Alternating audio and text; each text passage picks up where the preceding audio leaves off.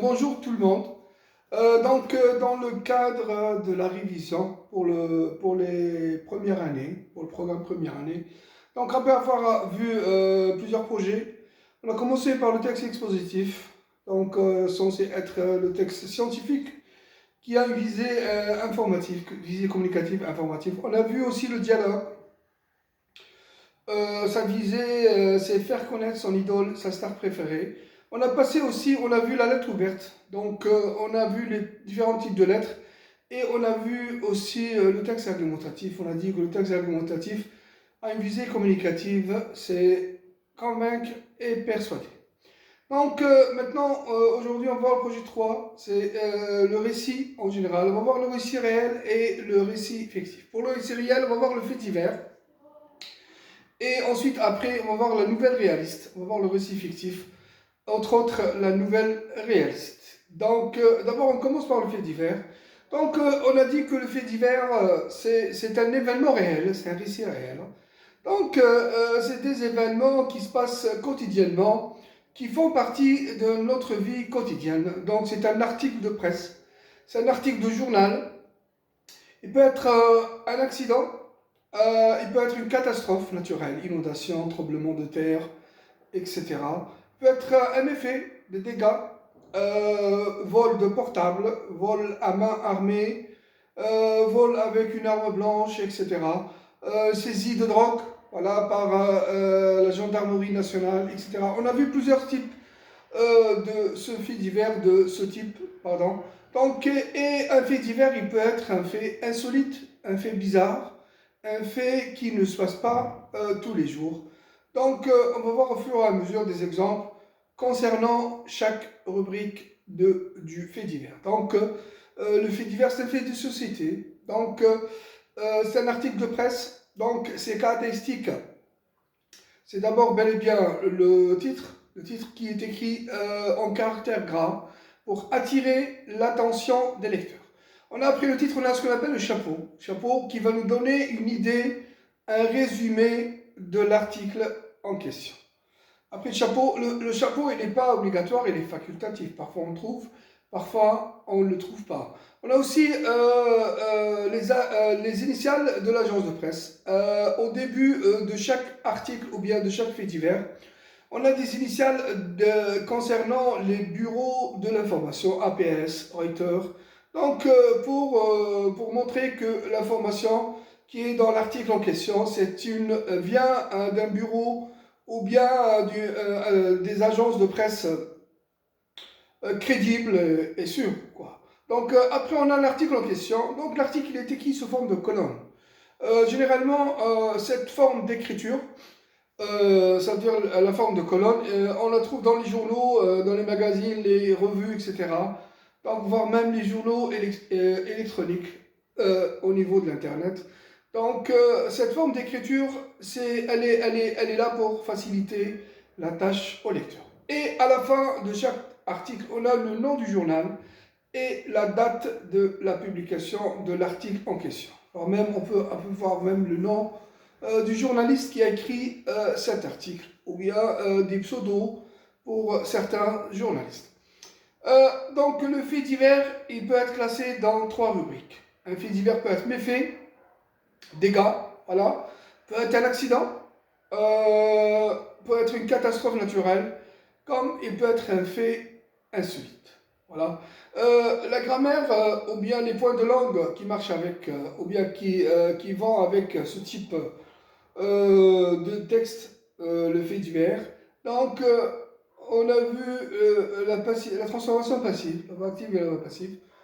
On a vu comment on transforme une phrase de la forme active à la forme passive et vice-versa.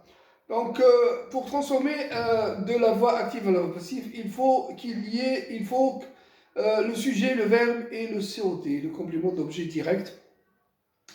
Complément d'objet direct, c'est le complément qui vient directement après le nom. Pourquoi le complément d'objet direct est important dans la voix active? Parce que quand on va transformer la voix passive, on commence par le complément d'objet direct qui était COD. On va commencer la phrase à la voix passive par le COD qui va devenir un sujet passif. et le sujet, le vrai sujet, il va prendre la place du COD et il deviendra ce qu'on appelle le complément d'agent. Le verbe de la voix passive change de temps. Dans la réalité, il ne change pas de temps, mais il change de forme. Parce qu'à chaque fois, on ajoute l'auxiliaire être au temps de la voix active, plus le PPV, ça veut dire le participe passé du verbe. Donc le complément d'agent, généralement, s'accorde en nombre et en genre avec le sujet passif. Voilà. Le PPV aussi. On va voir quelques remarques, pardon, concernant la transformation passive. Donc, on a dit que le COD est important pour qu'on puisse transformer la voix passive. Donc, si on a par exemple à la voix active, on a le sujet en, le pronom en qui est un pronom indéfini, il est effacé à la voix passive. On a ouvert la porte a été ouverte. Par qui? On ne sait pas. Parce que le pronom en, à l'origine ou bien d'origine, il est un pronom indéfini. On ne connaît pas exactement qui a ouvert la porte, par exemple. Donc, c'est pour ça qu'on l'efface au niveau de la voix passive. Par contre, on a d'autres exemples. Si on n'a pas de COD, on ne peut pas transformer à la voix passive. Omar écrit avec un stylo noir. On ne peut pas dire le stylo noir est écrit par Omar. Parce que le stylo noir, c'est un COI et n'est pas un COD. Donc la voix active et la voix passive, elle est très importante. C'est une des formes de la phrase. Le sens de la phrase ne change pas. Soit la voix active, soit la voix passive. Mais on a besoin de cette forme pour le résumer et pour raconter un événement réel ou imaginaire, ou bien le texte historique pour les terminales aussi. Donc on a vu le discours direct et le discours indirect. Aussi le passage d'un discours à un autre. Donc le discours direct, on a expliqué qu'on a dit le discours direct est caractérisé par les deux points, les guillemets. Le discours direct, on a l'impression que celui qui parle est présent dans son discours. Le passage d'un discours à un autre aussi obéit à une certaine concordance des temps. On a, si le verbe introducteur est au présent ou bien au futur, le verbe entre guillemets ne changera pas de temps au discours indirect. Sinon, si on a le verbe introducteur au passé, on changera le verbe entre guillemets selon une concordance de temps. On a expliqué pendant le cours, c'est qu'on n'a que 4 temps qui vont changer. Présent deviendra imparfait. Passé composé deviendra plus que parfait. Futur simple au présent et futur antérieur concerne le passé. Voilà, et même les pronoms possessifs et aussi vont changer et les pronoms personnels vont changer. On va donner au fur et à mesure des exercices après avec détail. Voilà, on a aussi l'interrogation dans le discours.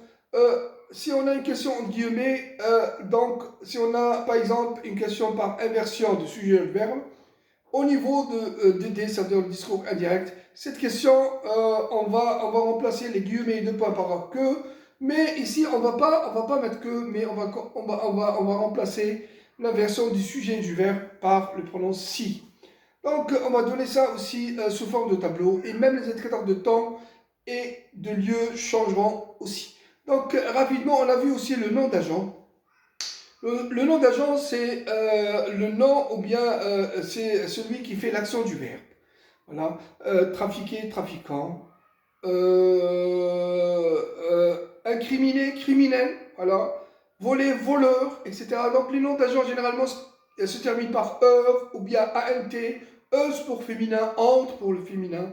IE aussi, IER et IST aussi. Secourir, secouriste, par exemple. Donc on a besoin de ces noms d'agents parce que le fait divers, généralement, on utilise les noms d'agents. Aussi, on utilise la phrase nominale comme titre. La phrase nominale, elle donne une information rapide, un focus pour l'information. Donc généralement, les phrases des faits divers sont sous forme de phrases nominales. Au lieu de dire, on dit l'assassinat, ou bien renversement d'un autocar au niveau, un bus au niveau de l'autoroute. On ne dit pas le bus a été renversé par.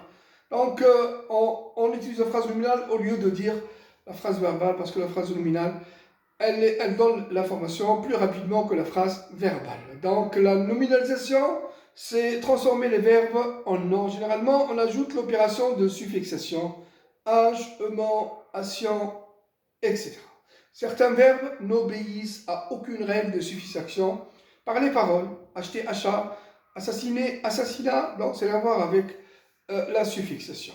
Donc, au fur et à mesure, on va donner des exercices et on va expliquer ça après, pendant la séance de la pratique. Donc, sinon, donc, ce que vous allez retenir dans le fait divers, donc le fait divers, c'est un article de journal, c'est un fait de société, tout ce qui est crime, accident,